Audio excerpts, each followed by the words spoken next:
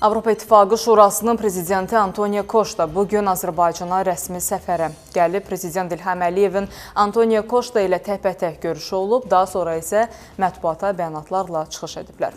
Daha ətraflı əməkdaşımız İbrahim Kamiloğlu ən son məlumatları çatdıracaq. Salam İbrahim, buyur, söz səndədir.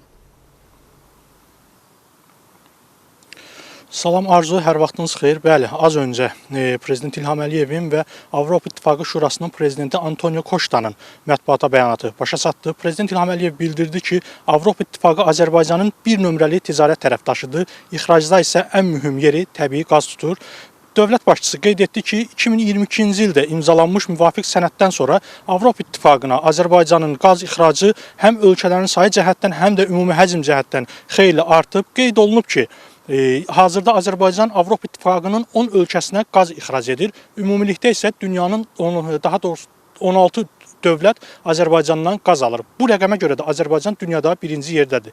Dövlət başçısı həmçinin sülh məsələsinə toxundu. Bildirdi ki, Azərbaycanla Ermənistan faktiki olaraq avqustda paraflanan sazişdən sonra, sülhün paraflanmasından sonra 7 aydır ki, sülh şəraitində yaşayır. Sülhün nə olduğunu hər iki ölkə bilir və bu da sadəcə kağız üzərində deyil və praktikidir. Yəni qeyd etdi ki, Azərbaycandan Ermənistana neft məhsulları ixrac olunur. Eləcə də Azərbaycan Ermənistana bütün tranzitlərlə bağlı qadağaları aradan qaldırıb və Ermənistana tranzitlər də həyata keçirilir və qeyd olundu ki, Azərbaycanın gələcəklə bağlı planlarında da əsasən də alternativ enerji mənbələrindən istifadə, alternativ enerjinin istifadəsi ilə bağlı da planlar var, layihələr var. Eləcə də Antonio Koşta da qeyd etdi ki, Azərbaycan Avropa İttifaqı üçün çox mühüm bir tərəfdaşdır. Onu da bildirdi ki, Azərbaycanla bağlı energetika, logistika, nəqliyyat, rəqəmsallaşma və digər sahələrdə münasibətlərin daha da inkişaf etdirilməsi ilə bağlı danışıqlar gedir, müzakirələr və bununla bağlı işlər gedir.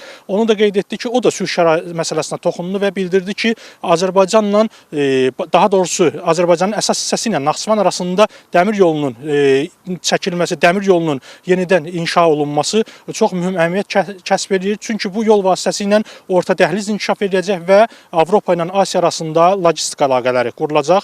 Antonio Koşta həmçinin Azərbaycana İranda olan Avropa İttifaqı ölkələrinin vətəndaşlarının heç bir şərtsiz, heç bir gözlənti olmadan Azərbaycanın təxliyəsinə görə, Azərbaycanın bu təxliyəyə kömək etməsinə görə xüsusi təşəkkürünü bildirdi və onu da qeyd etdi ki, İranın Naxçıvana etdiyi hücumu, Naxçıvan hava limanına etdiyi hücumu Avropa İttifaqı qəti şəkildə pisləyir və Azərbaycan xalqının yanındadır və digər məsələlər də müzakirə olundu və müzakirə olunan məsələlərlə bağlı da açıqlamalar verildi.